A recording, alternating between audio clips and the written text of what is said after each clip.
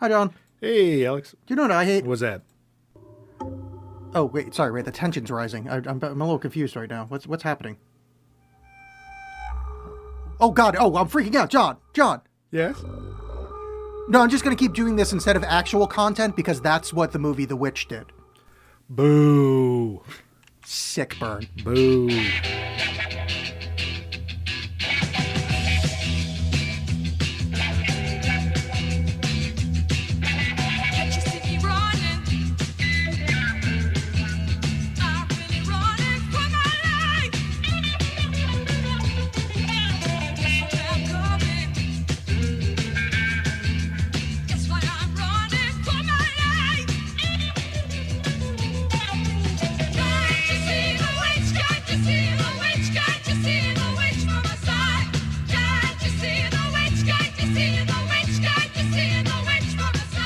Yeah, The Witch. I mean, I usually don't start off with a straight review, but rarely have I been so disappointed with a movie. Oh, I love it. I love this movie. I think it is a perfectly fine movie.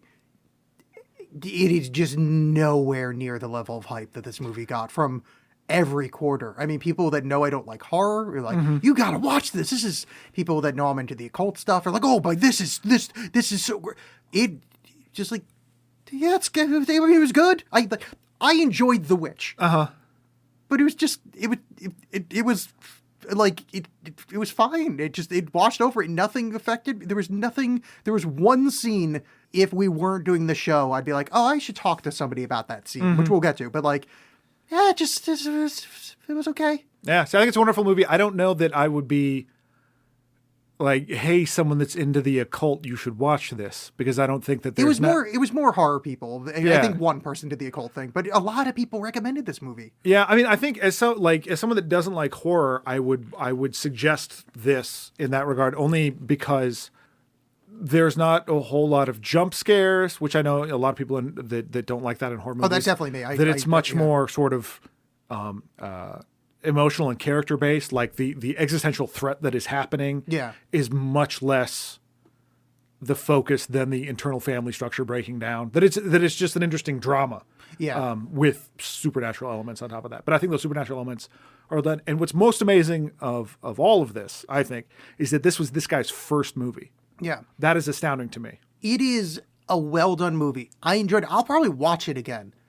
It's just the build up for it was, I mean, everybody, like, people were coming, like, people I haven't spoken to in a decade are like, you got to see The fucking Witch. Yeah, that's it's got unfortunate. 2 V's in the title. Yeah, that's unfortunate because I do think it's a good movie, but yeah, hype can often ruin things. But Yeah. I did not have that. I went into this cold when I first saw I it. really wish I had gone into it cold because but boy, was it just like every level, like the acting was, I mean, somewhere between some people were good, but like some of those kids were fucking terrible. I disagree. I think the kids, for this resting so heavily on them, I thought they did a great job. I mean, the twins were awful, but like the twins are awful. So. Yeah, the twins are awful, and I think I was talking to my buddy Eric about this. Is I can't tell if the brother, not the twin brother, Caleb. Yes. If he's bad at acting or it's just the old-timey speech, just it sat so awkwardly. Oh, so I think it's just the old-timey speech because like the bit where he's going into, not to get too far ahead, but he and his dad are going through the woods and his dad is basically just like making him rotely describe like his cursed nature or his bestial nature. He does that in a way that isn't just rote. Like you can tell he believes it. And I thought that was, and like his whole like deathbed stuff. I thought was.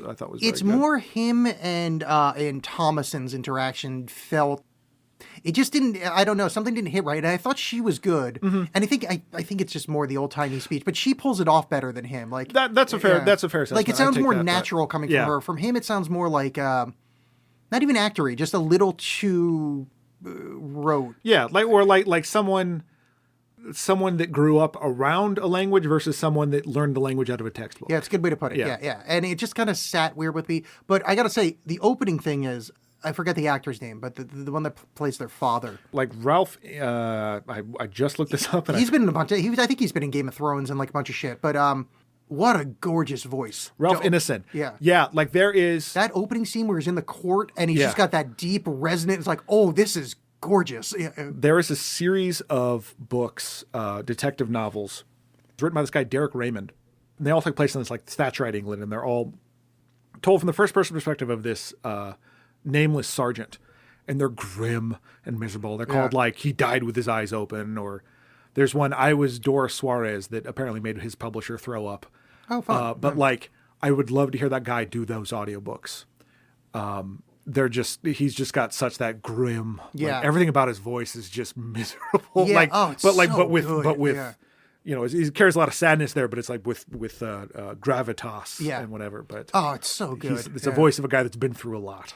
I think the but yeah, so that open thing. Oh, and this, so my next note I have in here is whoever invented discordant violin in horror movies should be executed, which is why I opened with that. Yeah. Which by the way, that thing is called the apprehension engine, which is like this weird musical instrument that's invented for horror movies. So that's like a piece of metal being played with a saw, but it's all on one machine. And like most horror movie soundtracks are this thing called the apprehension engine, which is, I had very much fun watching, but boy, am I tired of that. And like the opening to this, like when they get to the farm, which is like, yeah, you're just playing music instead of doing anything. But to me, that felt more like, it almost felt like an orchestra tuning up. You know what I mean? Like, it worked as sort of like not an overture, but like we're building to like, all right, now we're going. Like that was the setup. Here we go. Yeah, I understand your point. I thought it was effectively utilized here. Yeah, it's become a sort of currency, much in the same way that the I don't know who did this first. If it was Harry Gregson Williams or the one guy that does soundtracks for everything now. Why am I spacing on his name? John Williams. No. The guy that does stuff now. It's Christopher Nolan's boy. Oh, Hans John Zimmer. Williams. No, Hans Zimmer. John Williams. Yeah, No, but like that Star like Wars. the action movies are like Yes. they all have that now. Yeah.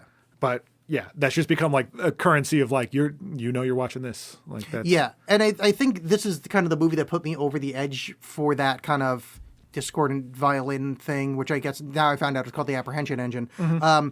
It just I don't know. It just kind of started weird. But I have to say, for a movie that didn't live up to expectation, the first horror sequence, the peekaboo. Yes. Although everything in this movie is telegraphed from about 8 feet away, and I think that's kind of first movie thing. Like literally, he's 7 frames from perfection. But like that peekaboo is so telegraphed that the baby's not going to be there when she does the last peekaboo. But gorgeous. Yeah, scene. But see, I say gorgeous too much, but that's so right. good. But I love some stuff like that. Like one of my favorite all time scenes in any movie really is. Have you ever seen Mulholland Drive? Yeah.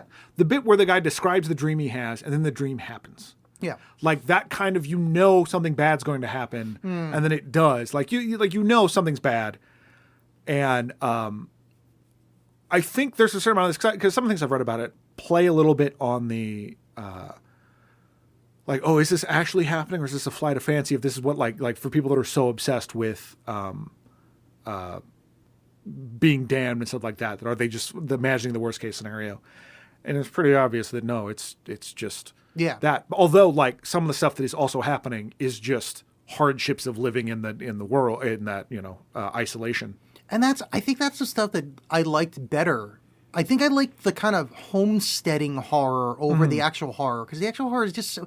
I mean, it's like in the Crucible, they say like the girls are naked in the woods, dancing around. It's like basically like all of the like kind of horror elements of this movie, we already know. Like we're established, which is, I mean, I guess I shouldn't be so mad at the movie. I'm not. Yeah, I think that's a little unfair. It's just, it is unfair. It's just I'm mad at the people that built this up, because it's just like this is a nice looking movie. Like it's good. Yeah, I think it's a great movie that I think you were unfortunately ruined by hype for, because that can just regardless of whether or not I agree with that hype or not, I have learned in my years to just be like, yeah, you should check it out. I guess in previous times when movies have let me down because of the hype, at least I saw the basis for the hype. Where it's like, oh, they did something new, I didn't agree with it. Or they did like a unique take on something, I didn't agree with it. This is just like, this feels well-trod territory. Well done. It's a good movie, but it's like, there's nothing, other than the end, which we'll get to, nothing in this movie is new to me. Yeah, I guess I haven't seen a lot of movies where a woman murders a baby and then... Yes, of course. No. That part is... But I mean, it's not like... That's not so far away from other stuff I've seen. I mean, that's a Grimm's fairy tale. I mean, it's not like... you know what I'm saying? But like, it's all about how it's done. Yeah, no, totally. But this is my main point, and literally I've never had a main point in a show that I'm pretty sure I'm going to cut. But John, I have a question for you, and I'm going to read it exactly like I wrote last night, because I started to get worried that people like from the government are going to read my Google file. Please, yep. So you understand what I'm about. Yeah. Okay. I wonder if anybody made a movie where a baby gets fucked. Like some edgelord gummo nonsense. No, they have. Okay. They have. I'm glad you had an answer, because I feel like I'm going to sound like the most crazy idiot, but like I've never seen a baby get smushed in a movie. Yeah. And I went, did some edgelord asshole fuck a baby in a movie? Yeah, it's called the Serbian film. Okay. And I've never seen it. I think Micah has seen it. My friend Micah has seen it. But from what I understand, it's a movie that the main character is a porn actor who has the ability to just like get hard at will. He can just do that, regardless of whatever stimuli is. And he's like taken control over by some evil figure. I don't know if it's blackmailed or like actual physical control, or like the guy's going to kill somebody or something. Yeah. And at one point, he has to fuck a baby. But it's all supposed to be It's also a representation of the how awful the Serbian government was, or something like that. Yeah. I don't know. That seems a little much for me. I've heard of a Serbian film, and I've heard of it as one of those kind of not a thing I feel like I ever need to check out. Yeah, me neither. So the rest of my sentence here is, if anybody is reading this, I don't want to watch that. Just curious if some indie asshole did it. Because watching the baby get smushed, and you don't watch the baby get smushed, but like you see the baby get stolen, and then there's something being mortal and pestle. Yeah, you see a knife come down. Yeah, and then it's mortar and pestle, and she's covering herself in it, which is great. Like, that scene's so good, and I'm still kind of hyped about this movie, other than the discordant violin. But like, that's good. I'm glad now I don't have to cut that part. Yeah, like because I felt like if you hadn't heard of a movie doing it, I'm gonna sound like the biggest fucking weirdo. Sadly, I have, and now everyone else has. So sorry, everybody. Well, I mean, don't watch it. Yeah. I do like that. Again, how that is all done. Said again, like we've been talking about it, but how that is all done in terms of just the horror of not really knowing what's going on. Yeah. Where you see her like mushing this stuff and then spreading the gore on her body, and then you can't really tell what's happening in that scene until like it gets a little further away, and it's like, is she flying? Is she just sitting on a tree branch? What's happening there? And I like that kind of feeling of no, we're not supposed to know at that point. Yeah, and I like that a lot. Yeah, I did enjoy that. There's also the so one of the explanations of witchery, like why they have a broomstick, is that they rub the broomstick with argot, rye argot, which is like basically how you make LSD, and insert it into their person. Because there's mucous membrane down there, and you got high as fuck. It's like butt chugging. Yeah, it's like butt chugging, except in this way, it's like some weird witchy stuff. And as somebody who's friends with proper witches, much respect. But I liked how they had a broom in the background, or at least a kind of large stick-like thing while she's doing the rub down. Like she's rubbing it on the broom too. Yeah, that's right. Yeah. So the kind of, I mean, in that case, gross, but like the kind of erotic occult. Erotic probably not the right term, but you get where I'm going. Like, no, but I see. There's a sexualized element to it. Yeah, which I found really interesting for a horrible-looking witch, which you rarely see, because usually sexy witches are sexy, but this is a gross. Yeah, there's a crone. A crone, yeah. Not the maiden, the crone. Yeah. Which I was like, oh, that's cool to see. I mean, again, didn't really need to see a baby get mushed up, but look, it's a horror movie. Yeah. Well, I think that some of this and like the hype around it in terms of people telling you to watch it is this ongoing problem that horror has in terms of. I think The Witch falls into something that they would call elevated horror. Yeah. And the problem is like it's the same shit that they've been doing forever. Like you just found this version acceptable. And I will admit to have gotten more into horror through these kind of movies. But I think that when you get into it enough, like horror just spans a bunch of different genres as well. Like there's silly stuff, there's schlocky, there's more dramatic stuff kind of like this and Hereditary or other films like that. But I think it's all part of the same thing. And so when something like this is called like elevated horror, I get a little bit irritated because it is just like, no, it's just it's the same stuff. It's just someone else. It's someone doing it slightly differently. Like, I think you put a finger on like kind of my main issue there is this feels just like a horror movie, which is fine. Yeah. But it's like, I think in this, like, to your point, I think people are slightly embarrassed to like horror. At 100%, absolutely. So they need to like kind of like Yeah. this movie getting such good buzz is almost like an excuse for people to watch horror that normally would think, oh no, I would never watch horror. You know? Like that's this lowbrow. It's all I Spit on Your Grave or Texas Chainsaw Massacre 2. Yeah. Like it's all that level.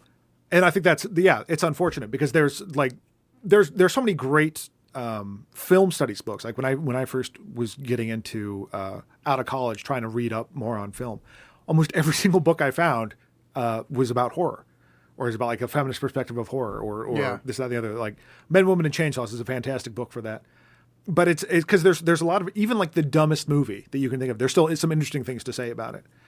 And I think because of that, there is this like there's people want to have this sort of like academic away from it. So it's almost like the Martin Scorsese about Marvel conversation again, but not true. Yeah. I guess I would say that. Well, I mean, but, I don't know, not true, but you know what I mean? Like it's that same kind of thought behind it. But I mean, but I think that same thought is also almost against your point, because like the Scorsese thing saying that like, superhero things aren't cinema. Mm-hmm. But that is kind of like saying like, I guess certain aspects, because the thing is like, just saying that superhero movies aren't cinema, like you can have, I guess, elevated. I guess I think the problem is having an umbrella term for so many disparate things. Sure, yeah. Because like having Infinity War and Super with Rainn Wilson be the same genre is like that. No, that's not true. Yeah, I think Marvel movies and Suicide Squad, which is cinema, very different. Oh yeah, things. Absolutely, yeah. I mean, if ever high art was achieved, It was when Rope Boy got killed. Whatever the fuck that nameless guy, yeah. All right, so it's when Jared Leto did anything. Why? And this is very much my not paying attention, or maybe they didn't put a pin in it. Why did they get kicked out of the town? They didn't, and like what happened? Yeah. So there was obviously some sort of ecclesiastical schism. Yeah. Between them about like the way he felt God should be worshipped versus them. And I wonder, I don't know, because you get some sense about his view of the dad of God, like when he's talking to his son, and his son Caleb is very worried that after the baby is stolen, that the baby is in hell. Yeah. Because they're all taught to be natural sinners. And he's like, I wish I could tell you that, that he's saved, but like that's up to God. I don't know. So I don't know if maybe the church was like, no, we're your one path to salvation. You got to come through us. Yeah. And he was like, no, it's really just up to God. I don't know. Point is that he had a particular belief of how it was going to go on, and he'd be damned if someone's going to tell him otherwise. So he fucks off and goes to homestead. So as a prideful jerk, they banish him, and he's like, all right, I'm gonna go grow some shitty corn. Yeah, I mean I guess that makes sense. That part didn't.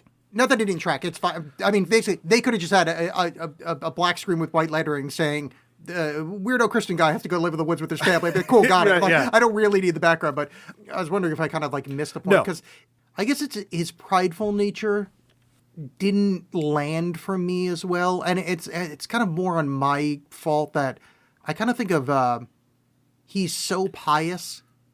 That like I kind of forget that also can be prideful. Like, not to get into like some weird Christian conversation here, but like I'm so religious that you're actually kind of not religious by your own pride, right. And I kind of like that slips by me because it's just like some fucking weirdo praying all the goddamn time. Yeah, but I think it's because of that, the getting banished for that, and then like the whole thing with the silver cup, all this stuff about like.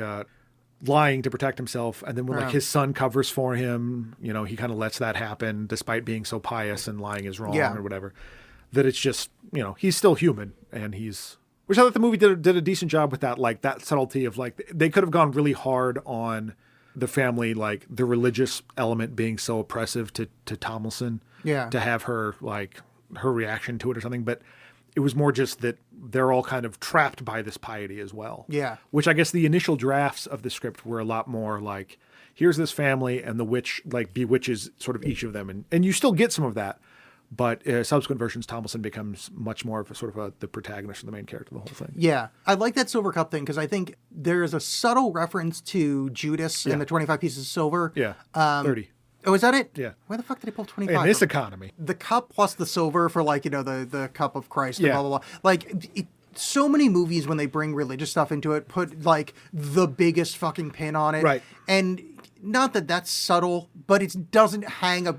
So if you don't, you can ignore it if you want to. It's there, but I think it's nice that they handle it like kind of subtly, which a lot of movies wouldn't do. Is that the inciting incident? Because I mean, this movie is a movie that takes place in a Christian worldview. I mean, obviously God exists in this universe because the weird devil people exist, like witchcraft exists. Him selling is this like, I mean, this goes back to the kind of horror as a whole conversation. Is this a morality play saying that he deserves, but no, I mean, like there's certainly elements of that in there because I mean, obviously the inciting incident, what starts the whole house of cards falling down on itself is the baby Samuel getting stolen. Yeah. But he sold because of that, because that. he steals the cup to get stuff to make to trap animals. Yeah. And so like it's sort of like what I was saying earlier, where you have this supernatural element coming and attacking this family, but they're already the authors of their own undoing. Yeah. It's just sort of speeding that along. So possibly because he sells the cup, and that he secretly tells Caleb about, but then when the wife, who was just in, she was in something else we watched recently. Oh, Prometheus. Kate Dickie is the actress. She was, a lot of people might know her. She was the person in charge of the Eyrie in Game of Thrones that like was still breastfeeding her old son. Oh, fuck. Yeah. Oh, okay. But she's in this really good kind of crime movie called Red Road that's very Scottish. I ended up, I think, having to watch it with subtitles because I couldn't understand people. Yeah. But she's great, and I think she's very great in this. No, she's really good, and like kind of a understated performance for what she's like for the what she's kind of put through, and the kind of that could have been the part in the kind of awful term, but that could have been the hysterical Puritan wife. Yes. And she doesn't play it that way. She plays it tortured instead of hysterical, which is it's a better choice. Again, for being this could have gone more like big, what it was, Grand Guignol or whatever, just like big and insane about it. But it manages to be very measured. But yeah, I do think that the sealing of the silver cup like causes so much problems. Yeah. Through everything else that I didn't really think about it in terms of the. Oh, and I kind of went like, Judas, but that was all I went with it. So. Yeah, well, it's weird that he kind of like talks to his son about it too, which like the dad character is odd in this, where he's kind of like cool, but he's also not in the slightest. Oh yeah, but I mean, like I remember stuff with my dad, kind of like that, where it was like, look, I'll let you in on something. Don't tell your mother, but also you fucking stay in line. Or that my dad wasn't like that, but I get that whole father son thing where it's like we're men, you are going to be a man. You need to be in this secret cabal of men that we can hang, bro code. So. Yeah. Okay. One of the things this movie does, I never since Night of the Triffids did I think this possible. That bunny is fucking creepy as shit. Yeah, they like the way. Because you can absolutely tell just from the way they're shot what is cursed. Yeah. The bunny, the Black Phillip, just the woods themselves, just the way that they're done is. But that bunny way it moves its fucking really nose. Creepy. Like I don't know if the they sped eyes the film up. Me. Oh, the nose. It's just boy, that freaking. But all right, now I don't blame the film for this because it's not their fault. They have no idea. But remember Patrice O'Neill, the comedian? Yes. So he did a fake advice show playing off of Dr. Phil. So he called himself Black Phillip. Oh, that's hilarious. Yeah. So every time that fucking show, every time that stupid goat showed up, I kept thinking of Patrice O'Neill, who I think is one of the funniest human beings that's ever existed. But it's like, fucking Patricky. They're like, oh, no. I'm in a horror movie. I know I can't. But every time I say Black Phillip, I'm like, oh, shit, Black Phillip. No, not Which Black. I would like to check out the movie again and again put on subtitles. Because I'm sure what the twins were singing, their little songs about Black Phillip, had stuff in there, but like I couldn't understand a lot of it, and I just sort of The twins I had trouble understanding, and even actually all of them at sometimes. Like I had a bit of trouble. Just that old timey. That old timey a couple times got lost on me. Yeah, it's a little bit like it takes me a good like 5 minutes. It's to like Shakespeare is the way I process Shakespeare is like the beginning of Hunt for Red October, where they start in Russian and then they kind of gradually just fades into being English. Yeah. That's like Shakespeare at the beginning. I'm like, wait, what? Okay, now I'm on board. Now I understand what you're saying. And you're better than me. I'm fucking terrible at Shakespeare. Yeah, but I'm not even. I'm giving myself a lot of credit for when I say I understand it. But this kind of felt the same way, where it's just like some of the way, the overly, overwrought way they would say some things. Okay, so baby gets smushed. Great scene. The dad and the what's the son's name? Caleb. For some reason, that name. What's hilarious to me is that actor's name is Harvey Scrimshaw. Whoa. Which sounds like a name I would make up trying to figure out that guy's name. Yeah. Like, what's his name? Like Harvey Scrimshaw or something? Wow, that's actually his Harvey name. Scrimshaw is a fucking beautiful name for that level. Pardon me, gorgeous name for that era of people. But, so they go into the woods. It's a good name for a whale detective. yeah. But, Harvey Scrimshaw. Scrimshaw! Yeah. You let that beluga go. You're up. Turn in your badge and your gun. Boss, I'm through. And your blowhole. Yeah, turn in your badge and your harpoon. But boss, I'm 3 days from retirement. So they go in the woods. The old-timey gun misfires. Mm-hmm. And somehow his eye isn't hurt. Now this is... I'm not arguing the logic of the film. It's just a weird thing to like... I mean, this is, 2018 or 17, whatever, when this comes out. 2015. Oh, really? Sci-fi? Oh, yeah. Jesus Christ, I'm old. Everything is like... Just if you get a razor cut, you get the bubonic plague. It's weird that like gunpowder can explode in his face. He grabs his eye and then it's fine. Yeah, I just it's just weird to add that it's just weird to have that in the movie and then nothing happens of it. It's just a weird it's a weird 20 seconds that doesn't. Well, I just think it's denying them of food. It's another example of the woods being cursed against them. And I didn't take it more as that he was going to be gravely wounded by it, because it is just like it's bright and just shit in your eye. Like I don't know how those guns work. Oh, I don't either. But I just figured... went like, oh, I didn't necessarily be like that the bullet or like that somehow it misfired or that. No, not the bullet, but it's like I think those old timey guns is like the gunpowder's like right by your face, and then that lit thing is going into a thing of gunpowder. Yeah, so you would think like that would hurt if it exploded in your face. Yeah, it would hurt. But yeah. I mean, I guess I understand your point. It's just a weird like. I don't know. It's just a weird setup for that, and no payoff to not have like, because it would also be like if him having a scarred face kind of would add to the kind of misery of the thing. It's just like a yeah. I mean, I get what you're saying, but I think because it would work. Yeah, but I think the sort of the trajectory the movie was on, it didn't want to like raise it too high. Maybe. Yeah, you're probably right. It's a little early. But fair point. You had kind of mentioned before about whether or not this was some sort of morality tale, and I think. Maybe not in the biblical sense in terms of like he sinned and therefore this is bad. More just nature is evil and should be destroyed is how I took it. Oh, so you think this is like a Werner Herzog movie? Yeah, basically. No, I was thinking morality tale in the like.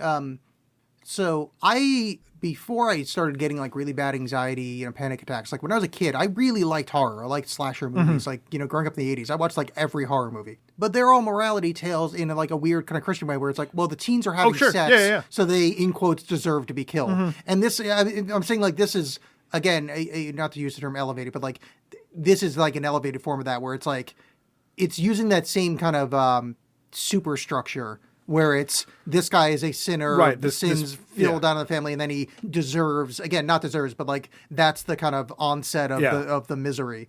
Though he doesn't get beat to death in a sleeping bag, which I think all great horror movies. Yeah, I was going to say I think that was a mistake, on this movie's part. They also don't go to space at all, which I was slightly disappointed. I was waiting for that. Yeah. Space Witch, the Space Witch. Yeah. Oh, they already made that with those space vampire witches. Are you talking about Life Force? Yeah. Yeah. Those are just straight vampires. I think they had like weird witchy powers, didn't they? Oh, vampires have powers. Oh, yeah, that's true. We vampires are witches. We just figured it out. Guys, oh my God. Yeah. Paranormal investigations. Quick, carve a pentagram with a stake. But I do think, there's a certain amount of that, you could argue morality thing, but I feel like it's less like that he was having sex than, less of like original sin versus more like the choices you've made and being a liar. Yeah. It's more of an Aesop fable, I think, than a. But that's what you know. I don't mean like sex directly, but I mean in that kind of like that reference point. He didn't honor his father and mother enough. Yeah, I mean, where are his parents? Well, that was England. Yeah. That was a moment. Not to jump too far ahead, but after Caleb is bewitched, and I did like this whole through line where like Caleb is blossoming into adulthood or whatever, and he like furtive glances at his sister's bosom because of what who else is around. Yeah. And so like he sees like when the witch appears to him that she's all super hot, which I was thinking about like now if witch would appear to a teen of that age, like what does that even look like? Like it's Sonic in a diaper, like because you've probably at that age you've seen so much stuff already. Like what's going? I mean, my guess would be Nicki Minaj, but that's only because that's the only young person name I know. Okay, that's good. But I was thinking there's something weird, like, like, oh, I'm the sexy witch. It's like, you're not a giantess whose feet are also hot sauce covered. Yeah. The witch being sexy, but also old, although this is old fable-y stuff, a little too Melisandre, the Red Witch from Game of Thrones. Yeah, I mean, to be fair, this came out before the show, but... I don't think that's true. Yeah, I mean, yeah. I mean, the books were written like... Yeah, I know the books. I said the show. Oh, sorry. Oh, yeah, yes. Yeah, okay. Yeah. But I mean, like, that's not... Really? That episode of the show was after by 2015, that wouldn't surprise... I mean, when it ended, like, last year, the Red Witch... I mean, I don't know when those things came out. Yeah. The point is, like, that's not a new thing, regardless yeah. of whether it was that or not. My more point was, at least in the Red Witch, you got to see her titties before they got all old and weird. In this one, not a single titty. Boo. Well, you saw Black Phillip's dick, I think, at one point. Yeah, see? That's something. Wait, didn't they milk Black Phillip? No, they milked a different goat. Oh, okay. Yeah, because they're getting weird. That'd be like they got that very wrong. Yeah. They're definitely fucking sexually. That would be pretty great though. Is that like they work so hard to get like the dress is amazing, the location is amazing, all this stuff, but then they're like, no, we milk male goats, right? Yeah, that's milk tastes salty. We got to talk about the twins. One, I mean, children are awful, so let's just deal with that. But plot-wise, okay, let me rephrase again because I don't know like how to like approach this. The dad tries to get Black Phillip back in the goat pen. He falls and they're laughing at them, and he's like, "Just shut the fuck up! Just for the love of fucking God, shut up!" And he's like, they're so annoying and they're singing when they shouldn't, and that's why Mike Tomlinson, coach of the Steelers, who does the whole speech about her being the witch of the woods and blah blah blah. But the kids are annoying. But in the through line of this movie, in which there actually is witchcraft and whatever, did they kind of sign the book, to use the phrase? Like, were they bewitched the whole movie? I don't know if specifically like signed the book, but like they were certainly bewitched. Okay. Because like when they're like trying to pray over the sick brother and they can't do it. At that point, I more meant like in the beginning part before we saw the witch, but we didn't know like how fucked they were. Well, because I guess it's because it's sort of unclear what the power structure is in terms of like Black Phillip, what Black Phillip's whole deal is. But it seemed like they had a commune of sorts with Black Phillip because like they spent a lot of time in there and they're singing songs about him and all that stuff. So it's pretty clear that they, on subsequent watchings that they, so they're he got to him. Yeah, so they're kind of the first ones to kind of, not willingly, it's not like you can have like consent when you're 4. Yeah, but it's real easy to get those kids. Yeah. All right. So if you're a goat. Yeah, because there's a thing with, children in real life and movies, but like them over talking over dialogue and that being annoying. Like in a Lifetime movie, that would be the mom backhanding one and being like, oh, what have I done? I've turned into my mother. And then, so there's a lot of that. So it's like, at least for... Not that it's hard to differentiate, but I guess I just like for clarity's sake. So we're kind of working under the assumption they're from basically from when they get to the farmstead on. They're yeah. I mean, because they're at the farmstead for a little bit. I mean, enough to build a house and all that stuff. So it's unclear like where Black Phillip even came from or how he got to him, but he totally did. Yeah, and I kind of like that because it operates both as this they're bewitched and awful, but just that they're annoying kids on top of everything else that's going on. Yeah. the movie I think does a pretty good job of at first blush having that be the read where you're like, just fuck these kids, shut up. Yeah. We're like, my life is falling apart and you guys don't care because you're just children and want to sing, go to hell. Yeah, this is something the movie did really well, and I bitched about it jokingly just because of the discordant violin, which isn't, it's that weird engine thing, but the sound, I'll just say sound design, the way they had the kids a little bit higher in the mix than they should be from their distance from camera, right, yeah. really, it did a really good job of putting you on edge. Like, you really wanted to just shut the fuck up. Like, I'm trying to listen to the adult. Like, it's a subtle thing, but like that's really effective. And at least the transfer, I watched it on Amazon, but like the transfer to my home system, that felt it was really good. And it didn't it wasn't one of those movies that like did a bad transfer. Like it was effective. It wasn't one of those it's more of those big movies that are just like, Jesus. Yeah, it's like turn it up, turn it down, turn it up, turn it down. Yeah. Fucking mix this fucker. It's gonna be on VOD at some point. But it got me thinking that like pretty much any movie that we've reviewed on here that I've talked about just being boring or like lifeless, whatever, put a ringing phone in the background, and it will add any tension to the scene for me. I'm just like, someone pick up that phone. Yeah. Especially this movie. I know this takes place in the 1600s, but pick up the phone. Yeah. Ahoy hoy. Wait, that's still anachronistic. Anachronistic. But shut up. Either one. Let's call the whole thing off. All right. So Mike Tomlinson. I'm just imagining some guy with a headset chewing gum and a big coat, like, yep, there's witches. Yeah. Well, I was calling her Thomason, and then you had an L in there somewhere, and then I started thinking about Mike Tomlinson. No, because I think it is Thomason, and I just added the L for reasons. I'm bewitched. I did. I kissed an apple or something. Yeah, that's how it worked. Oh, so here's an amazing thing that happened in this movie. Okay. That dog also high in the mix. Fowler, yes. Yeah, Fowler barks way too much. Yeah. Caleb's in the woods, and he sucks at whistling. Yes. Which, also great. I want that dog to die so bad, and the dog dies. I never got my way, but that dog died. And you're that audience at home, your dog's annoying, and they deserve to die. Yeah. Woo! That's not true at all. Cats rule. Yeah. But I don't want to go that far. Yeah, but, whatever.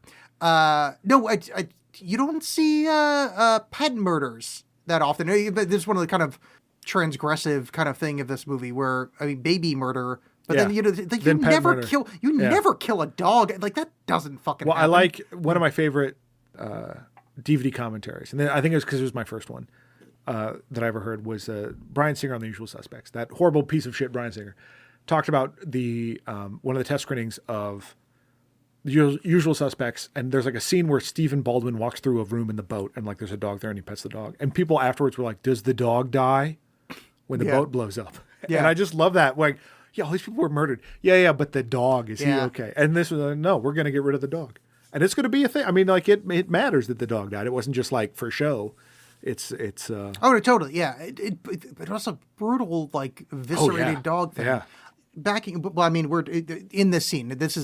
Caleb is trying to sneak away at night. Yeah, well, Caleb and Tomlinson. Yeah. Caleb and Tomlinson, like, the family's struggling, and Caleb wants to do the right thing because he's already lied to his mother. But this is the point that don't mean to interrupt, but yes. I need clarity before you continue.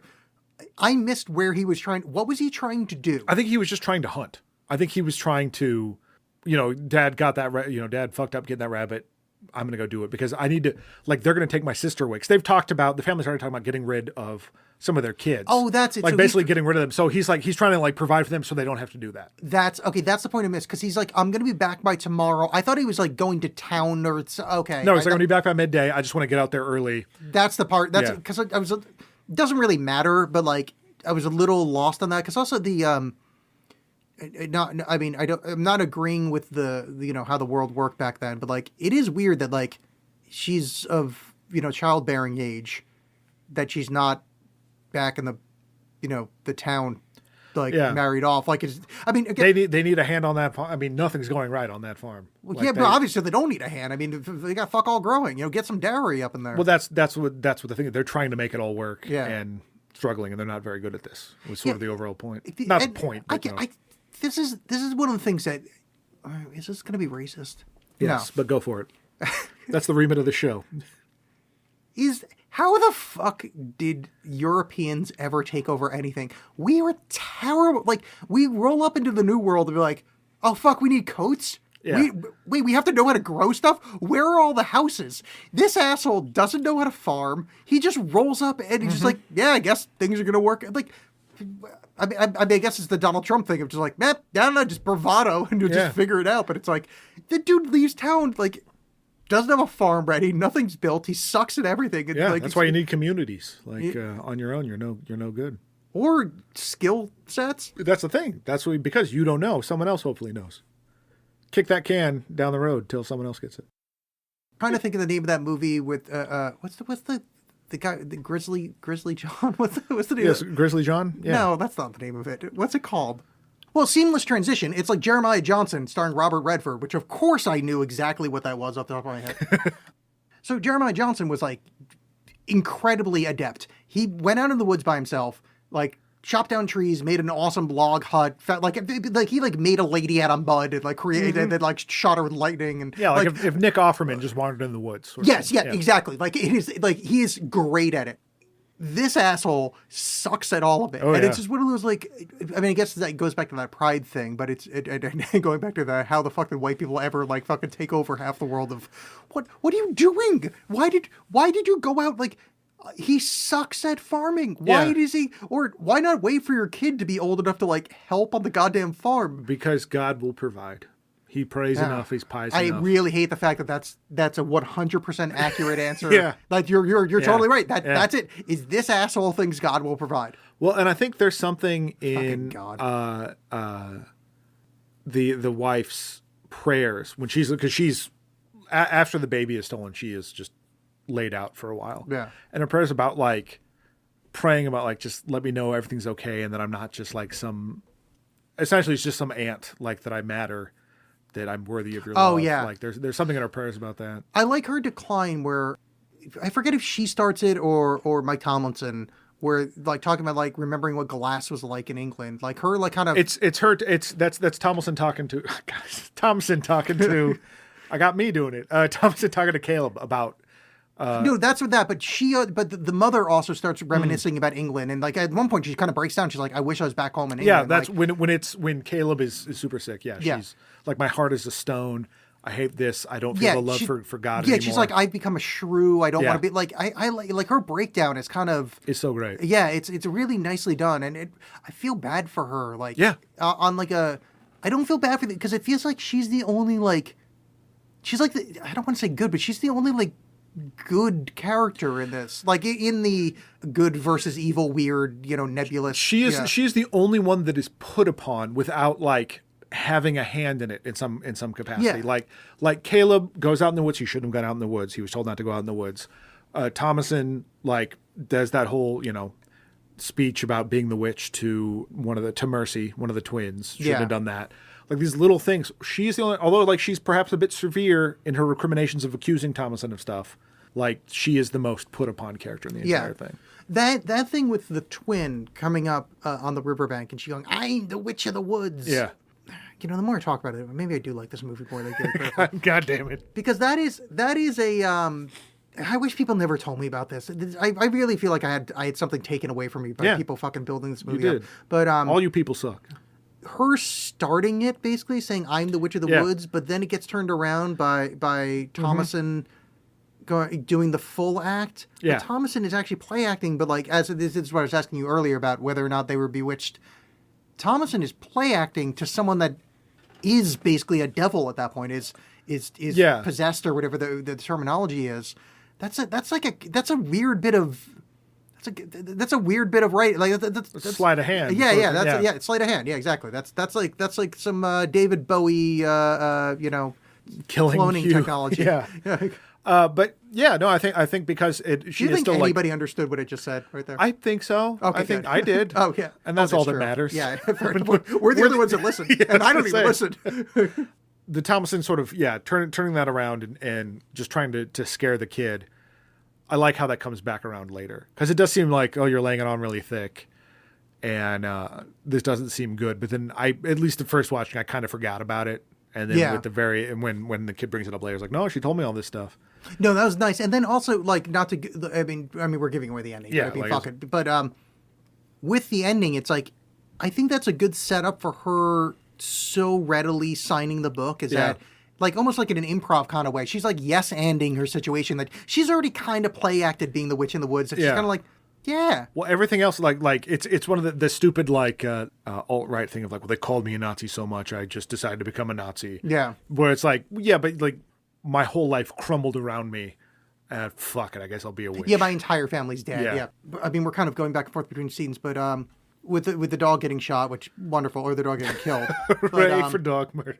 Caleb finds the witch house. And I really like this scene. I mean, we kind of discussed it of her looking, like, busty and good, but, like, his kind of zombie face where he's not saying I'm throwing away my principles to fuck this hot woman. He doesn't have a choice in the matter. Yeah. Which I like, because I think, I don't think anybody would make this choice, but, like, I think it would be easy to be, like, play it off as, like, a little horny kid. But, like, because he is, like, a good, virtuous thing, and it's part of the thing I like about this movie, where it's, like, being virtuous is one, fraught, and two, ineffective. Like, even if the dad is prideful, he's still praying every day and doing the right things, but he gets squished. And Caleb is, like, a good young man, but just zombified, just floating at them titties. Yeah, I mean, which, there's a certain, like I was saying, like, he's glancing at his own sister's chest. Yeah. Like, there are forces at work within Caleb anyway that he doesn't have control over, despite his sort of pious nature. And then, when he's actually confronted with something like that, it is presenting itself in this form of that's, like, pleasing to him. Yeah. But it's also, it's got him by that point. And he's not like cartoon wolf salivating kind of thing. It's just, But the thing is, it's not like he chose it.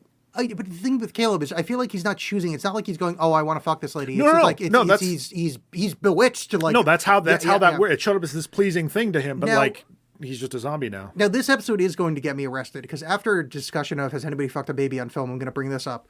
How do you? I mean, not you, but I mean, you've done more acting than I have. Yes. The lady that plays the witch has to mouth kiss a little boy. Well, I was thinking about that this time around, like, and it is it is a stage kiss, like. Oh, totally. It's a peck thing, but that's got to feel a little weird. Where you're right? Like, what I want you to do for this scene is you're gonna kiss this boy. Yeah. I mean, obviously it's done professionally. I'm sure his parents were on stage. Like, I'm not, like, concerned for it, but it's one of those, like, I can't even do karaoke. Like, how the fuck could he, like, like in front of? Oh, here, I'm gonna film this and have millions of people. But I mean, I guess also you're playing somebody that mushed a baby up and, like, put him in your vag. So I guess at that point, smooching a little kid's not, like, the worst thing. That's disgusting. I can't do that. Anyway, give me some more smushing. Yeah, that's what I mean. Yeah, I mean, I guess, yeah, really, this, as far as, like, order of operation, but I guess, like, I know she didn't actually smush a baby and put it in her vag. Like, she actually kissed that kid. I mean, it's obviously acting, yada, yada, but it's like that, No, they CG'd it. It was a watermelon on a stick that she kissed. But she ends up finding him outside. They hear a noise, and he's, like, outside nude. She heard a noise. Okay, because later they hear something. Because later she's blamed by the father, saying you were the one that found him outside naked and blah blah blah. Yeah. But they find him outside and they bring him back in, and he vomits an apple. Yeah. Which is so beautiful because he does that thing where, I thought I saw an apple tree, like the lie he told earlier. Which again, like, I mean, it's a bit morality tale-ish, but, like, vomiting an apple is fucking cool. A whole apple. Really, really good looking. Yeah. Like, whatever. I don't know how they did. I don't even know if it was cuts or seed. Like, that looked cool. And then his whole death throes, like I was saying earlier, I thought he did this so well. Like, his big final speech about, like, seeing Jesus and how weird it was, because it was this throes of ecstasy, of religious ecstasy, but man, there was some homoerotic stuff in there. Well, that's that ecstatic thing. Like, literally, like, I used the phrase that I think you're kind of, I put, he's kind of jizzing with Christ. Yeah, that's basically what I was saying. That is exactly. Well, then my next line, ecstatic, I think the phrase is. No, but I mean, that's what the term ecstasy is. It's literally. It's jizzing. I can't even say it. No, come on, say it. John, say it. No. Say it with me. Nice try, Black Phillip. I'm not doing it. 1, 2, 3, jizzing with Christ.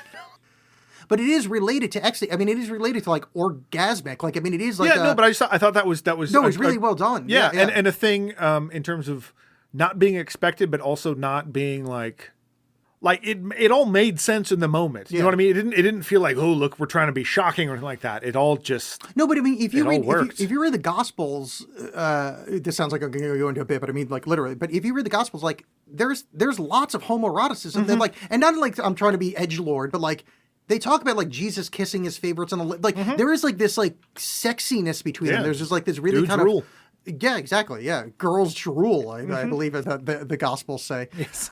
I like seeing that kind of played out because it's done in his last words are praising, the risen Christ, but also he's bewitched and kind of being sexy. So it's like, are those words from the devil? Like, to use the parlance, are those words from the devil, or are those words a last kind of confession? Or was throwing up the apple, getting rid of that, and he's still just straight up dying. Yeah. And I don't know. Like John, I'm asking, did he go from the bosom of the witch to the bosom of Christ? He might have. I don't know. Because Christ got them titties. Bosom to bosom. Yes. So, Caleb, dead. Deadzo. They try to pray over him. The twins can't pray. We were interested earlier. And this is where the kind of dad versus Thomason thing happens, where like the yelling at each other, where she calls him a hypocrite. And which I thought that was interesting in terms of like you the obvious choice with this religious thing is to just like everyone's just against her, but the dad like doesn't want to believe that's the case. Some of which is his own pride of like, I did not raise a witch in this house. Yeah, because he says it. He doesn't say she's not a witch. He said I did not raise a witch. It's about him. But then when she runs outside and he follows her, like, man, there's some like caring dad stuff in there, like buried in all that. There's some like, like not only just not wanting to admit his own faults, but like. You do feel some kind of sense of love there. Yeah, it's interesting too because she kind of calls out the twins as being like, and I can't tell if she's just trying to shift blame or she makes the realization of she makes the realization. Okay, they cannot pray. They're awful. They're they're the ones that are talking about Black Phillip all the time. Yeah, and they've already talked about like Black Phillip talking to her before, which in this world where everything is an affront to God. Yeah, totally. Yeah, I guess that's what I thought was happening, but it's one of those.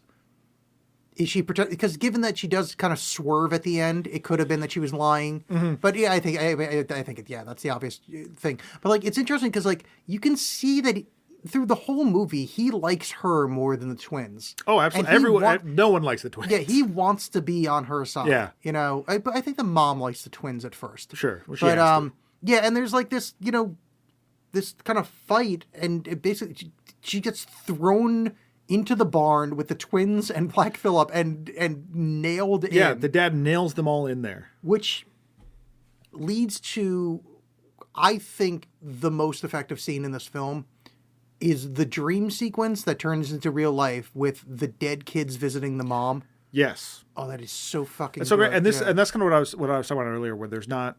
This movie doesn't have like jump scares like that. It's all just like uncanny and creepy. Yeah. And that's a kind of horror that I actually really like. That just nothing just feels right. It's just you're just all squodgy and bleh.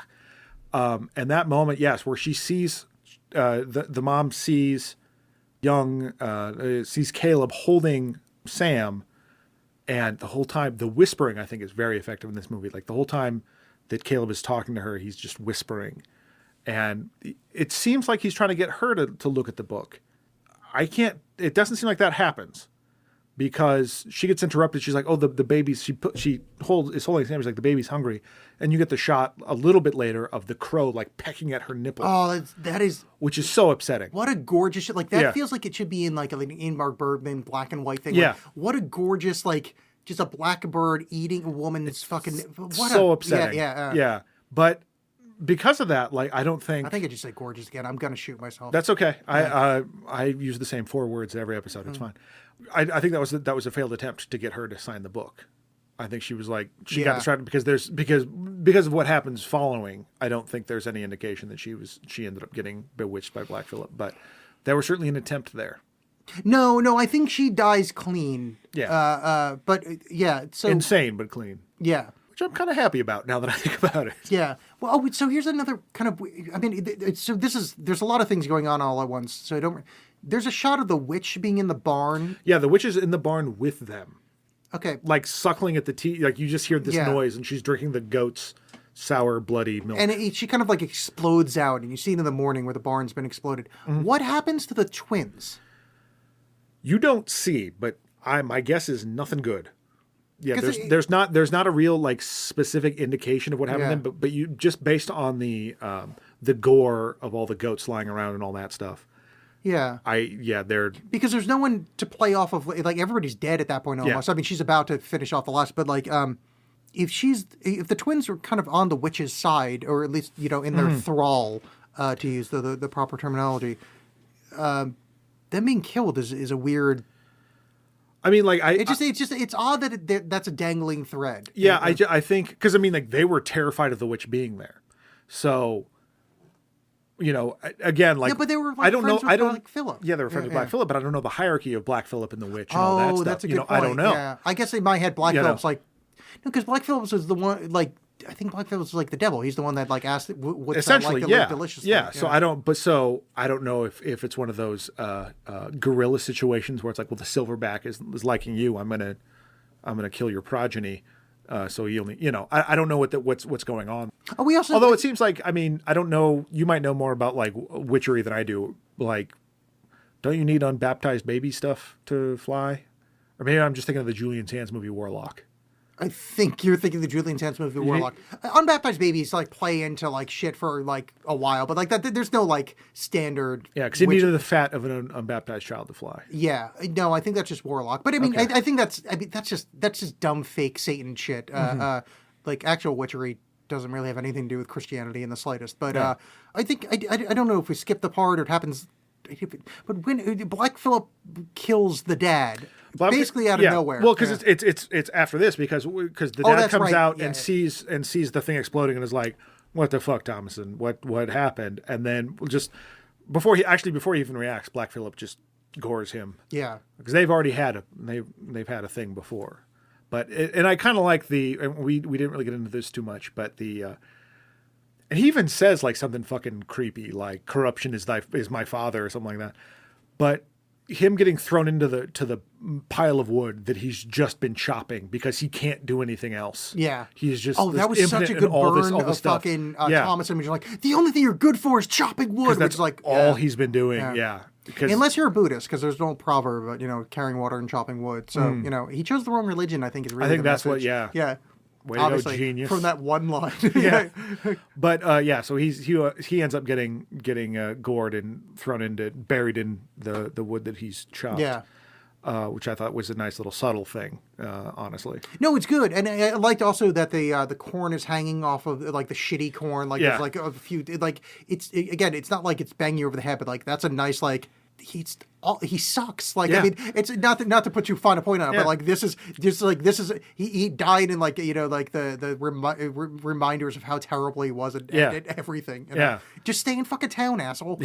Or just stay in England. Right? What the fuck are you going to the New World for? You've got glass windows there. Yeah, I do like the idea of him going like we're being persecuted for our religion, and then they come over here. And he's like, "Oh, actually, they were right. Like, you guys all suck." Yeah. Oh yeah, so she kills her mom in self-defense. Yeah, because the mom comes out and is nuts. It starts like calling her a whore, and that's what killed Caleb, and that she was going to do the same thing to her father. I mean, I gotta say though, like. I've like stubbed a toe and like had like really kind of ouchy things. I can't imagine how annoyed you'd be if your nipple just got ripped out by a crow. Yeah, that would suck. Or any kind of corvid. It doesn't have to be a crow. Yeah. But boy, that would be. I'd be on edge too. I think I'd be yelling at my kids. Yeah, a little bit. Like, so I get it. Yeah, if I had like a raw like open wound on my tip where my nipple used to be. Yeah, your whole family dying. Blah blah blah blah blah. Yeah. But nipple pain. Because like Hugin and Hugin just ripped my tit out, and I didn't even get any kind of like world knowledge. The racist crows from Dumbo just ate my boob. Oh, man. Those are the crows from the crows from Odin that ate same guys. No, they're not. The crows from Dumbo were like Scratchy and Booba or something like that. I have a Medium post for you to read. They're the same guys. Okay, yeah, fair enough. Sorry, I did. I have a repost from the Mary Sue. This is the part of the movie that unequivocally I think I've never seen done in a film before. Our heroine, or at least our protagonist. Yeah. At the end of this movie, this morality play that we're watching, at least in some variety, willingly, without asking, says, Black Phillip, will you talk to me? Yeah. And sells her soul to the devil. Yeah. I've not seen that. If that's been done in a movie before, I haven't seen it. No, and I love that. Like, cool. That just she is hit bottom. Like everything is gone. This is all terrible. She has nothing else. So she's like, all right, is this actually real? Is this shit going on? Like, talk wide, to me. clear-eyed. Yeah. Thinking. I mean, obviously she's in some. I mean, emotionally, obviously very distraught. Her entire family's dead. Like, I'm not saying she's thinking clearly, but like, it's not like she doesn't have the zombie face that Caleb did when he met the witch. Like she was Mike Tomlinson in all of his glory. Right. But she was Thomason choosing to do this she had choice in the matter, which I think is a really cool, that's a really interesting decision. Well, and I also didn't realize until just now, talking about it, that like Black Phillip's the only other thing left alive. Yeah. Yeah. Like I didn't think about it. Like all the other goats, or like, I think there might have been one other goat. And that shitty rabbit. Well, yeah, but I mean, like on the farm. Yeah, no, I got it. But in the woods. That rabbit's fucking indestructible. I like that, and the wouldst thou like to live deliciously? Yeah, again, like that creepy whispering, and like the way the mix is done is very effective. Really nice, beautiful phrase, which I've heard repeated over the internet a lot. Which, here's a fun fact: I thought that was from Sabrina the Teenage Witch. Nice. Not like the shitty, like the Netflix one. Yeah, from yeah. Recently. No, yeah. Because Baphomet and Devilly people are in there, and I like the list. I wish I should have written down the list. He's like, you want like sweetbread? Yeah, like, it's like do you want the taste of butter? Yeah, you want that's a nice dress. It's such like dumb shit. Like literally, I could have the power. Like I could give her the stuff that the devil promised. Like I could. Yeah, her dress but I mean that's like the 16th century version of like age, sex, location. It's like, you want butter and a dress? It's fucking hilarious. And yeah, she signs the book, and also wonderful point that I don't know how to sign my name. It's like I'll walk you through. I will guide your hand. Yeah. Well, and also just that cut from that moment. He's like, I will guide your hand. It's like it's about to happen. Just boom, just cut. Walk into the woods. Yeah. Like just. I don't know. Something about that moment I loved immensely. That it was. Yeah. So she's walking nude. Her hair is covering most of it. No, not to get child actory here, but like, I hope that's a body double. Yeah, I don't know. Probably. Yeah, I hope she's. I know what you mean. That made me uncomfortable because just it's not that didn't feel like an older actress playing young. It felt like an actual young actress. Well, one thing is like remove your frock or whatever he says. Like, you're a little bit like It's one thing like when you're watching like old like 90210s where it's like, oh, that guy's 34 and playing a high school student. Like that girl looks young, and it's like, oh, I don't like. But anyway, beautiful, nice shot of her walking through the woods, and then they go full out. No half measures here. No, it's full ecstatic witches dancing around a fire. And then not just that, they can fly too. They're flying too. So great. So here's the question. And not to be internet movie guy about this, the way they sort of extrapolate things, but how do you think they can fly? Do you think they raided that village? Oh, you're saying that they can only fly due to the power of like babies. If they're mushed up baby, do you think they, or is it I don't know how it all works, but just all that we've seen so far is that you want to fly, you goop up with a baby. I think what we saw in that first scene, and this is very much as guesswork, is what we saw in that first scene was her gaining her youth back to look sexy for Caleb. Oh, later. See, I didn't. I just took that as flight because I think flight's part of the package when you become a witch, but you do age. And I think you can change forms because she was that rabbit too. Oh, I didn't think about her being that rabbit. Yeah, I thought the rabbit was just in her thrall. No, I took it as being different forms of the witch. Oh, okay. Which I suppose could be in her thrall, but because I was thinking like it's like she ages, and the only way to de-age is something like a deep sacrifice. So you need to kill a baby. But then she ages back when she's yelling at when she's drinking the goat's milk at the end. Well, I don't know how long babies last. That's true. Yeah. Yeah.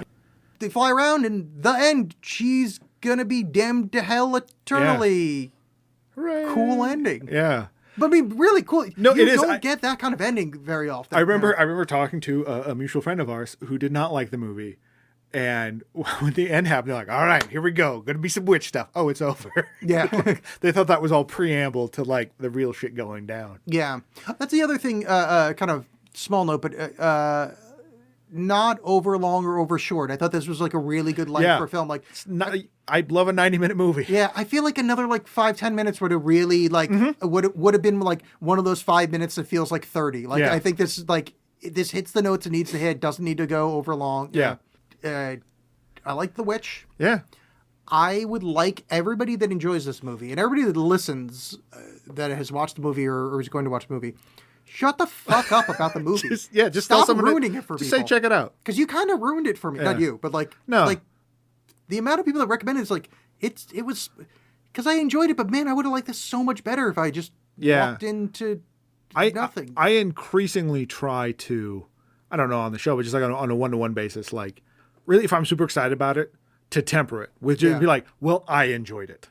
All right, that was some other joke about 5.5 inch. VVitch. So not satisfied with one tale of supernatural forces destroying a family, or did they?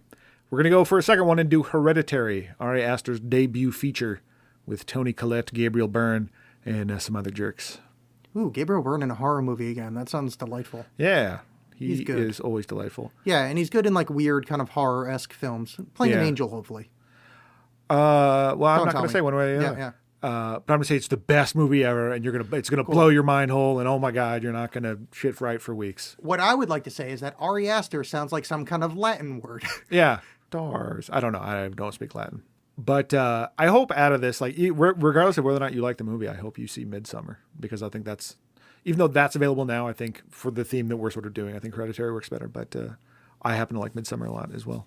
Yes, and he was really good in Radio Free Albemuth. No one was good in that movie. Oh, that was Rich Summer. Sorry. Yeah. Yes, Midsommar. The director was on Douglas Movies, and he was delightful. Yeah. By the way, you might want to cut this. I don't know. Do we want to plug your show? I know. We you do a sort of a generalized plug, but you want to plug that we did an sure. episode. So I don't. Yeah, we actually never mentioned this really. So I've been doing a show since 2010 called the Alex Cast, and John was just on, and we were doing essentially a John and Alex hate stuff sort of thing for Radio Free Albemuth, the Philip K. Dick inspired, which I'll generously call movie. Yeah. So we did an episode. So by the time this episode airs, it's going to be in the AlexCast feed. So alexcast.com and all your various podcatchery, if there's people that listen to the show that don't know I have another show, which would be weird. I think most of the people would be like, oh, he has another show? Oh, this is terrible. So I think that's, yeah. Which you're correct in saying. Yeah, but check it out all the same. Anyway, yeah. You listen to this, why not listen to that? Yeah, John's on it. It's good. Okay. Yeah. Bye. Bye.